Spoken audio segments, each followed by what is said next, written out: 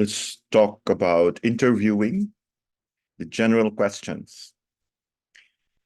Some jobs or occupations will predispose people to particular imbalances.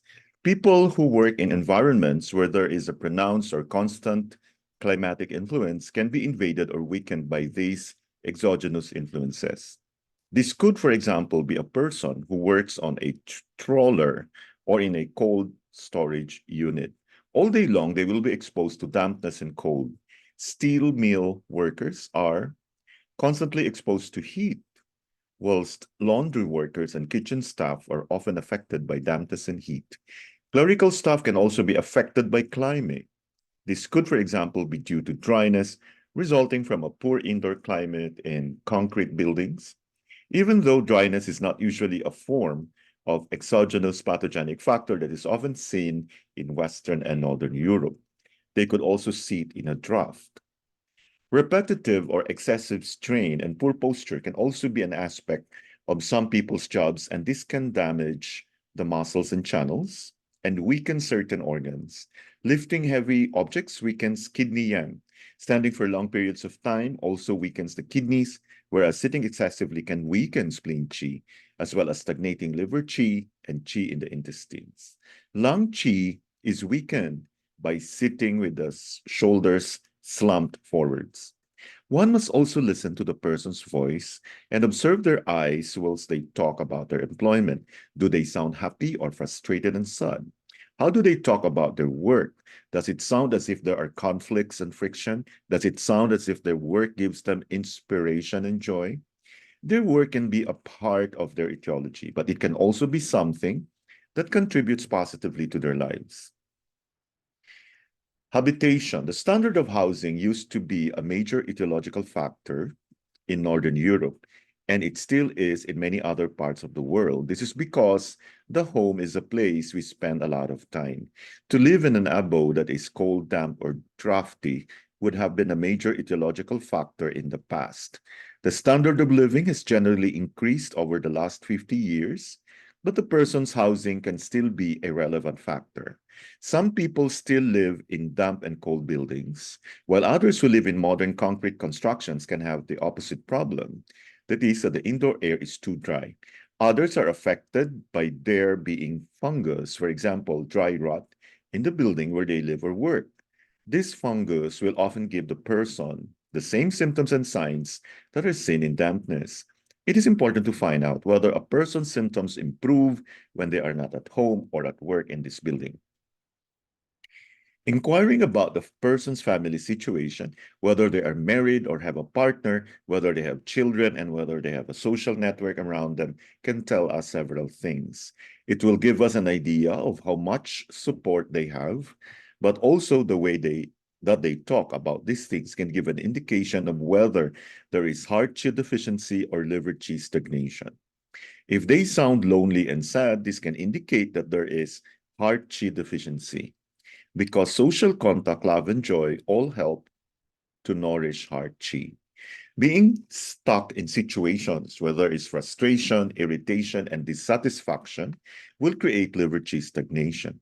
It requires respect and tact to ask about these issues, and we must be conscious of our limitations as a therapist.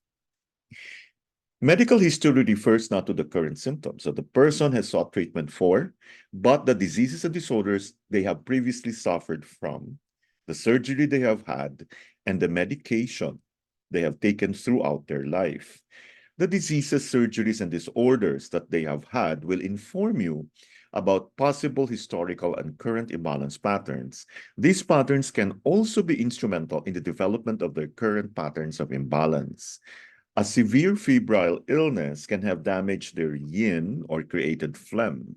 An operation will usually result in blood stagnation in the form of scar tissue. Medication, especially prolonged or repeated use of the medicine, is often a relevant etiological factor.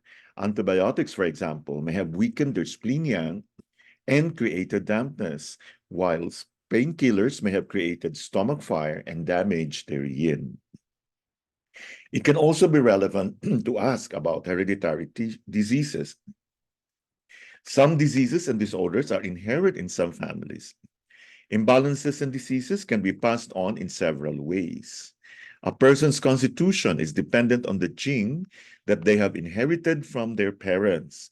This means that weaknesses can be passed on to the children in the same way that diseases are genetically inherited in Western medicine.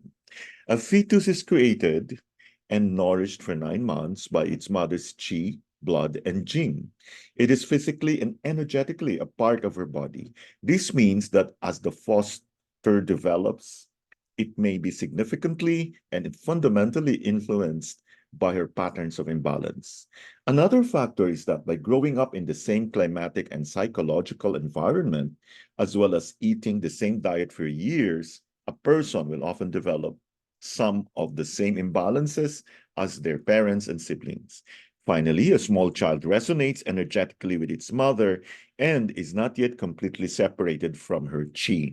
This means that her patterns of imbalance can affect the child's chi and thereby produce the same patterns of imbalance. Enquiry should be made about a patient's current medication use, including which medicine they are taking, what they are taking it for, how long they have been taking it, and in what dosages. This should include not only prescription medicine, but also over-the-counter medicines and herbal remedies. It is important to ask about everything a person takes. Amazingly, there are many patients who do not think of their sleeping pill as being medicine, even though it is prescribed by a doctor, nor the painkillers that they take because you can buy them from the supermarket. Nevertheless, these medicines will have a greater or lesser effect on their physiology. They can blur the relevant signs, such as insomnia, for example, but they may well also be part of the etiology of the patient's current imbalances.